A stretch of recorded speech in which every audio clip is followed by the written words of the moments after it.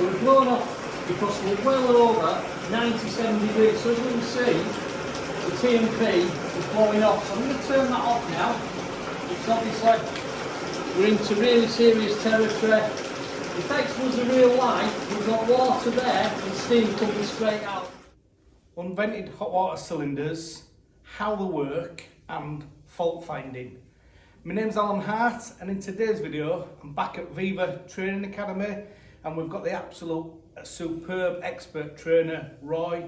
I've known Roy for many years, and today Roy's going to go through showing you when things fail and what needs to be repaired and replaced when they do fail. So hopefully from this video you'll have a really good understanding about unvented cylinders. Obviously, if you're going to work on unvented, you do need to go and you get your qualifications, your G3 for your unvented, but this is really to try and give you a little bit of knowledge before you go on your training, just so that when you do go on your training, you'll understand it a little bit better.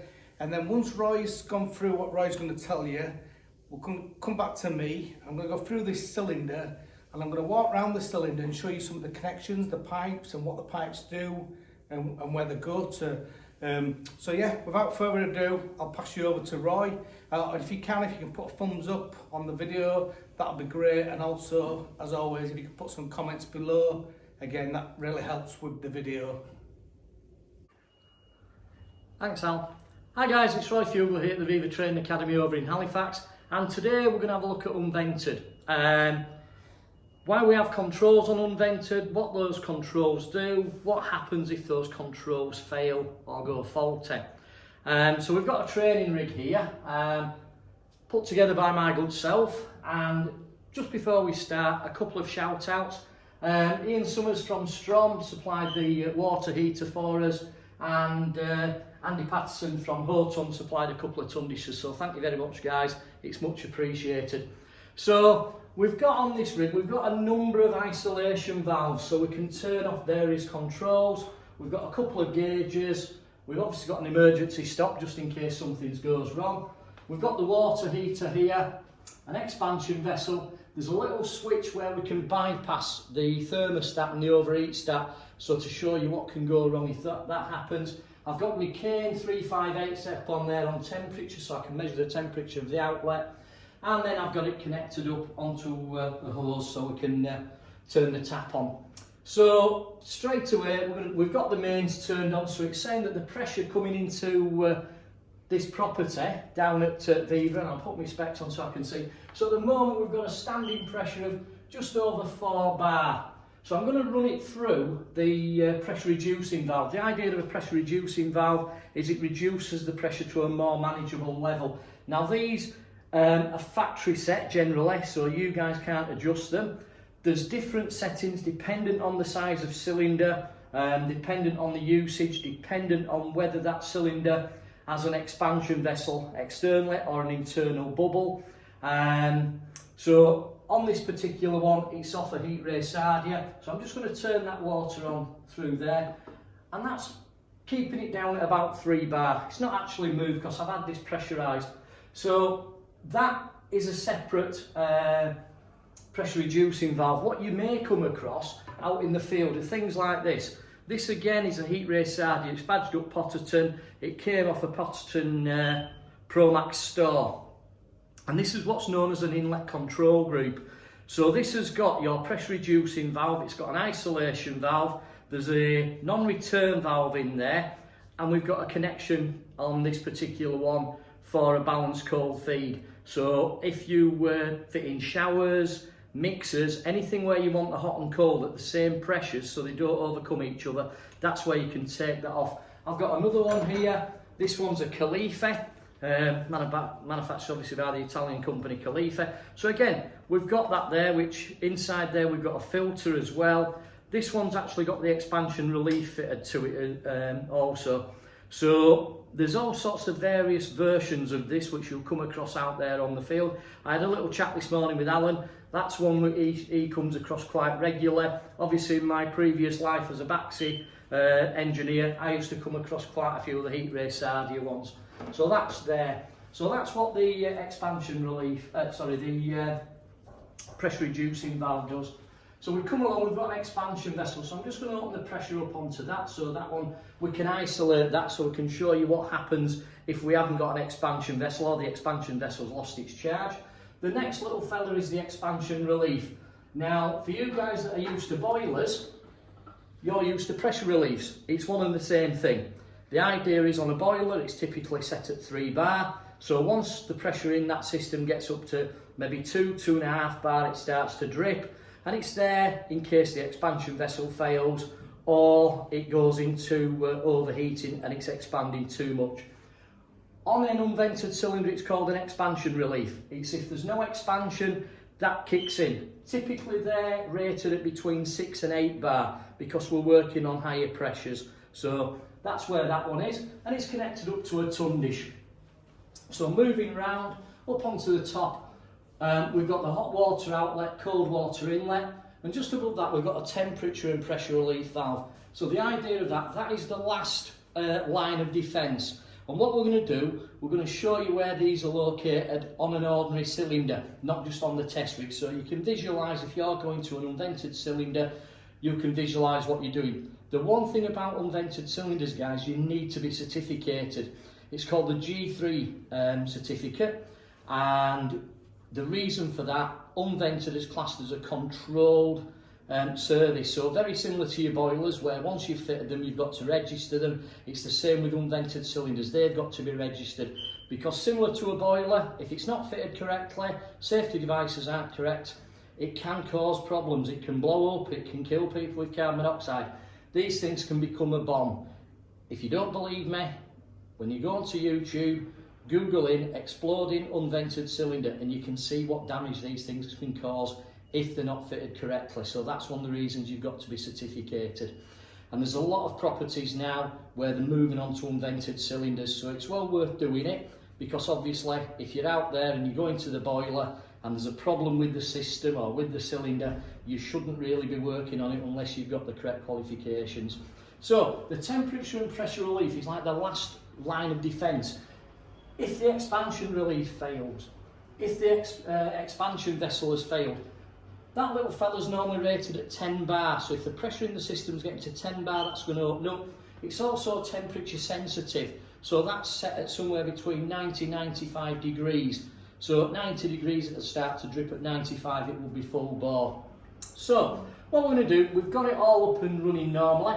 There's a little switch there. What that switch does, it bypasses the thermostat inside the unit, just so we can show you what happens if somebody comes along and decides that it's tripping, the overheat stat keeps kicking in. And I've come across it in the past on boilers and things like that. Somebody thinks they know what they're doing, there's a safety device tripping, and they'll just bridge it out.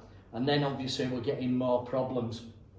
So we've got the water turned on there, we're going to turn the power on, and we're going to turn the heat on. So we've just undo my little switch. So I've got power to my unit, and it says the heater, there's a little dull light, so if I turn that up, I've got that coming on nice and bright. So we're just going to let this warm up. And what we'll start to notice is obviously the pressure in the system, because we're not drawing any water, will start to rise up a little bit, but that expansion is going to be taken up by the expansion vessel. So as that's heating up, that's going to go into that expansion vessel and start push out there, because water expands 4% its volume. Obviously it's only a small 10 litre under sink water heater, so we only need a small 2 litre expansion vessel.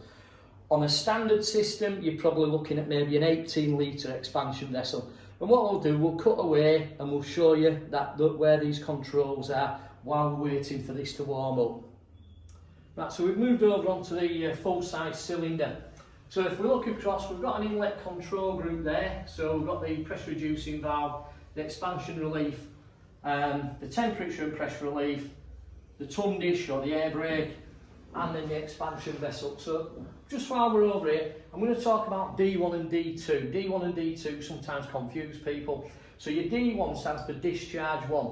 That's the pipe which connects the expansion relief and the temperature and pressure relief to the air brake, which is the ton dish. So there's a couple of things about it. The size of it's determined by your connections on your expansion relief and your temperature and pressure relief. In this case, it's 15mm. so it's 15mm connections. On larger cylinders they could be 22mm, so that's got to be 22mm.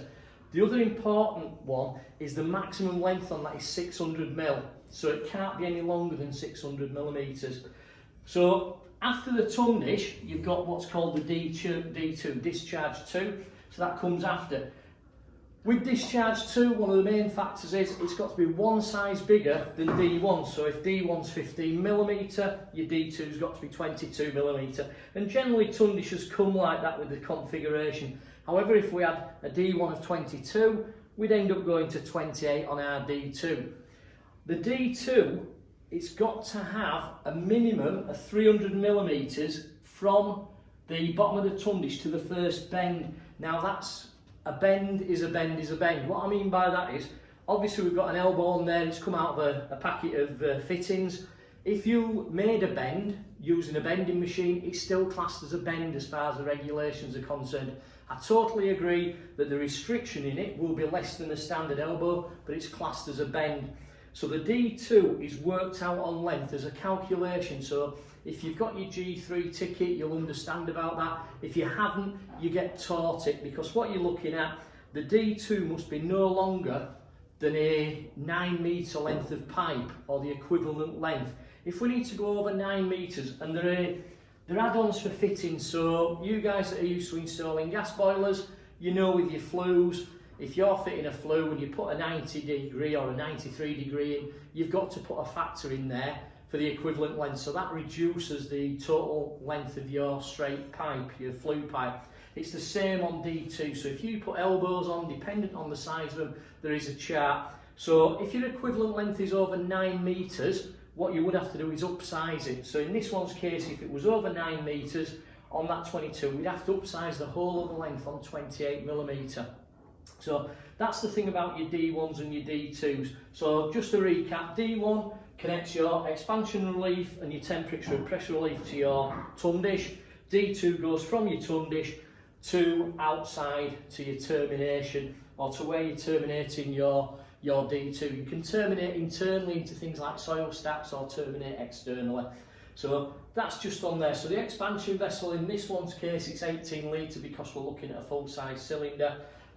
So that's moved on to the full size unit, so you can see all the controls that are on the rig. So we're going to go back to the rig now. It should have heated up, and we can show you what goes wrong, if some of the safety features aren't in situ and aren't being used. Right, so what we're going to do now, I'm going to turn off the expansion vessel. So simulating either there's no expansion vessel on the system, because whoever's installed it hasn't realised it needs an expansion vessel, the expansion vessel failing, or potentially the expansion vessel losing its charge. So I'm just going to turn the heater back up. So what we'll see is as that heater comes back on and it starts warming up, the water's expanding, we'll start to see the pressure going up on the gauge. It'll start to go up reasonably slowly, but as we can see, it is moving up. It's starting to increase.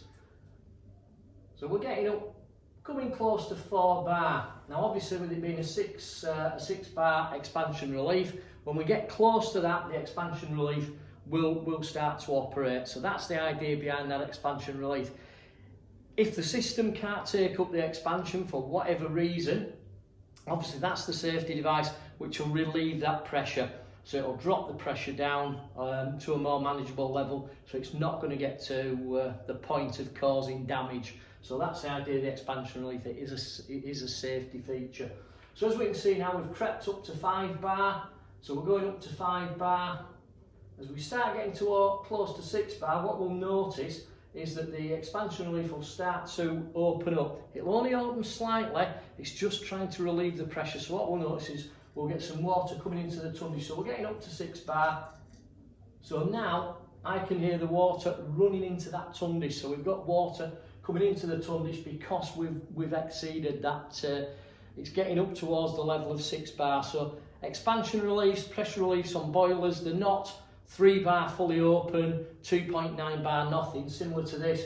We can see it now, it's dripping down through there, so it is relieving the pressure. We're getting close to the 6 bar, so we can see that that's actually operating. Right, so the next thing we're going to do is we're going to disable the expansion relief. So I basically shut the valve off now, so the expansion relief's not going to operate. And we've still got the expansion vessel disabled.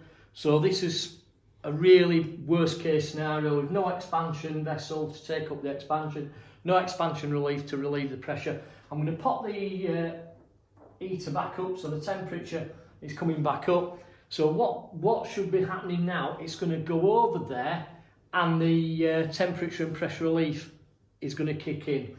So as we can see, I've took the pressure down a little bit, so that pressure's building back up. It's coming up to 4 bar now, and then it's going to pop up to towards 6. And once we're starting to get towards 10 bar, that's when the temperature and pressure relief is going to activate. So we'll just wait for that to happen. Right, so as you can see, we're getting up towards the 10 bar now, and the expansion relief is disabled, as we say. So now we're reliant on the temperature and pressure relief to do its job. So the temperature and pressure relief now, as we can see, it's actually running down through there. So that's doing its job. So even worst case scenario, no expansion vessel, no expansion relief, it is failing to safety because of the temperature and pressure relief valve doing that for us. So the next thing we're going to look at, I'll just go back and we'll turn things back on. I'll get rid of some of the temperature. So what I'm going to do is just run the hot tap. The temperature in here should be, this heater gets it up to about 60, 65 degrees. So I'm just going to run some of the water temperature off just to cool it down a little bit, get some cooler water in there.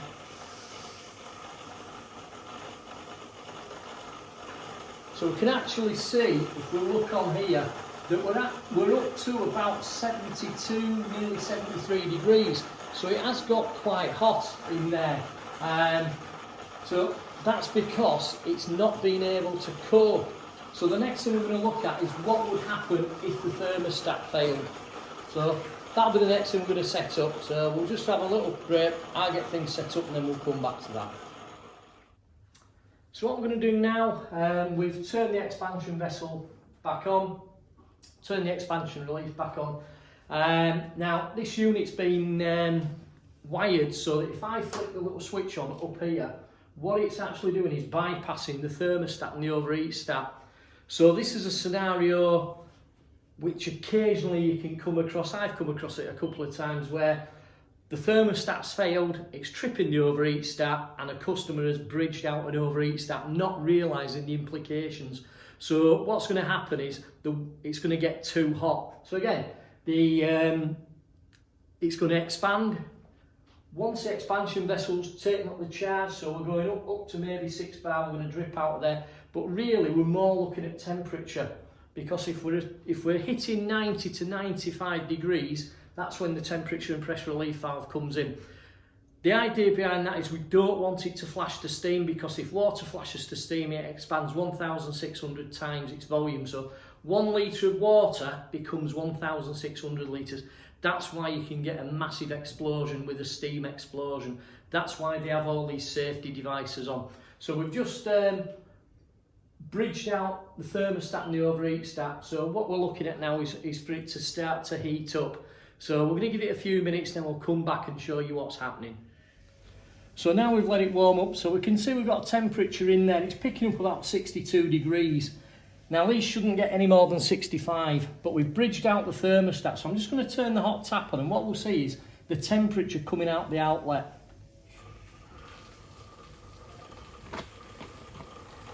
So as we can see, that's going up past 83, 84, 87.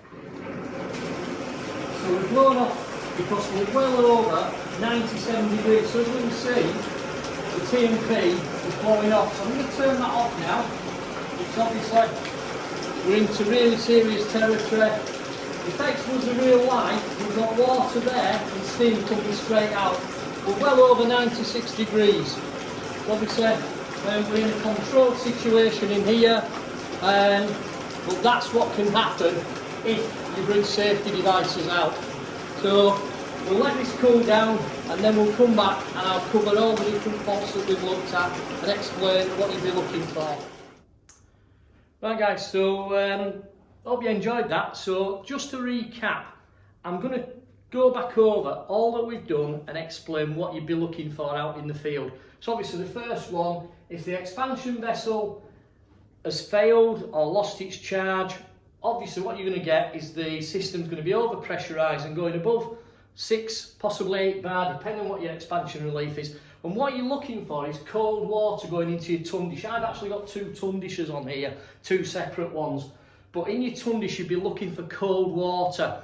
If the Tmp goes, it's normally hot water. So if your expansion vessel has failed, has lost its charge, what you'd be looking for is cold water coming out of your tundish when the system is heating up. Not all the time, just when the system is heating up. So the next one is your expansion relief.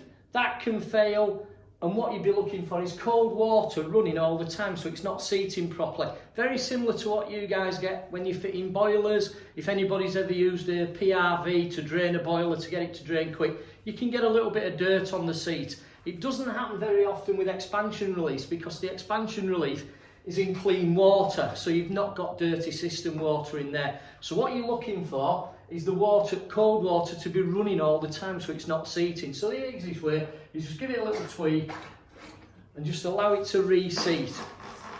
That normally cures them. Obviously if it's not reseating properly, then you're changing it.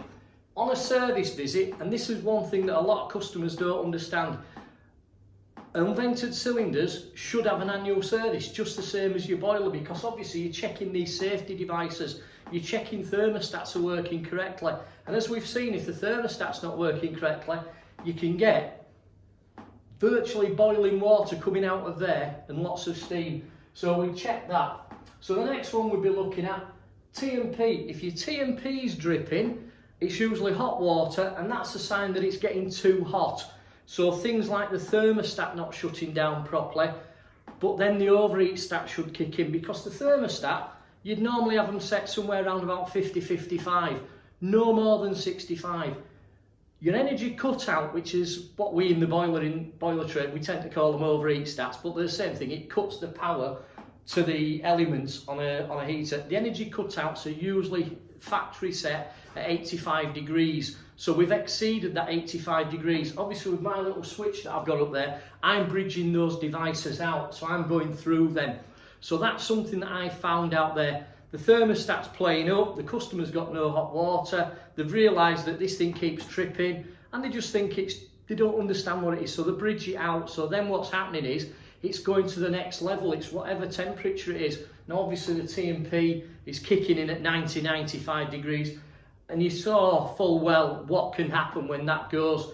There was really hot water. I wouldn't have liked to put my hands anywhere near that water coming through that tundish, and there was steam coming out there, and it was coming out at a fair rate of knots. So that's something else that we could look for. If the customer's complaining that they've got hot water and steam coming out, we're looking at normally it's temperature devices, thermostat, and possibly the overheat stat that's been bridged. So that's looking at the unvented controls. So hopefully today you've learnt why we have the controls. They're there for safety, they're there for comfort, obviously the correct water temperature. Things like Legionella to make sure we're not getting Legionella building up. We've gone through what can go wrong with them, what can happen with them. So if you're going out there, obviously if you're working on unvented, I'll say again, you must be certificated to work on it, so you need to get your certification up to date if you haven't already got it. It's like your ACS for you guys that are gas safe registered. It's every 5 years. You've got to redo your qualification every 5 years, and you just do a re-qualification to make sure you're up to speed. So G3 ticket, unvented certificate, it covers vented as well. It's normally a one day course at most centres. We do it here at Viva in case anybody's interested. So hopefully you've enjoyed that. Until next time, it's Roy Fugler from the Viva Training Academy over in Halifax saying thanks very much for watching. Any comments, please put them down below, thumbs up. Any questions you've got, please ask them. I know Alan posted recently about questions and new starters. There's one thing in my book, there is no such thing as a stupid question. The stupid thing is not asking the question. Okay, somebody like myself or some of my colleagues who are trainers, we've probably been asked that same question dozens and dozens of times. It doesn't mean to say we get fed up of answering it. We're here to pass that knowledge on. So if anybody's got any questions, please ask them. We won't take the mickey. We'll answer that question as honestly as we possibly can. So thanks very much. Until next time, bye-bye. Thank you very much for that, Roy. And once again, thank you to Viva Training Academy. I just wanted to quickly go through the cylinder itself, the unvented cylinder. So just to have a look on this rig here, we've obviously got the expansion vessel. So that's for when the hot water expands, but this is on the cold side of it. We've got the inlet control group. We've got the stop tap, or that would be the stop tap or the lever valve, whatever. So the cold water's coming in this way. We've got a non-return valve in here as well. That's going down here. You can see that the cold there actually goes to these taps. It's going down there, and then it's going into the bottom of the cylinder here. And then this goes in the cylinder. In this cylinder, it's got a coil inside, but this cold here just goes into the volume of the water. And then out of the top here, this is the hot water, and then this hot goes to the tap. And I did do I've done a cylinder video before which shows you the coil on the inside, so I'll add a link below for that, and then that'll explain a little bit how the coil works. But if we have a look on this side here, we've got, this is an S-plan, this is a system boiler, this is an S-plan, and we've got a flow coming down here to the zone valve, and then that goes into the cylinder, goes round the coil in the cylinder so it doesn't mix with this water, and then it comes back out on the return here, and then that return then goes back to the boiler. So again, on this side we've got a temperature and pressure relief valve, and we've got a ton dish, and then we've got us controls in there as well. So there's an overheat control in there, and there's also customer control where you can adjust the temperature of the hot water if required. So I hope you've enjoyed this video today. As I say, as always, if you've got any questions, please put them in the comments below, and we'll try as best to answer them the best we can. And if you're an end user, if you're a customer, please remember that your unvented cylinders, it's very important that you actually have them checked each year. And part of the warranty, so I actually went out to one recently, and it were only a few years old, I think it was 3 years old or 4 years old, and it hadn't been serviced, so they wouldn't honour the warranty, the manufacturers. So if you want to make sure you keep your warranties with boilers, with cylinders, etc., then you need to make sure that you have them checked and serviced and also recorded, and it also has to be done by qualified people as well, so that you keep your warranties. Yeah, I hope this has been of some interest to you. If you've got any questions, as I say, please put them below. Once again, thank you to Roy, amazing trainer, and thank you to Viva Training Academy. Yeah, thanks very much.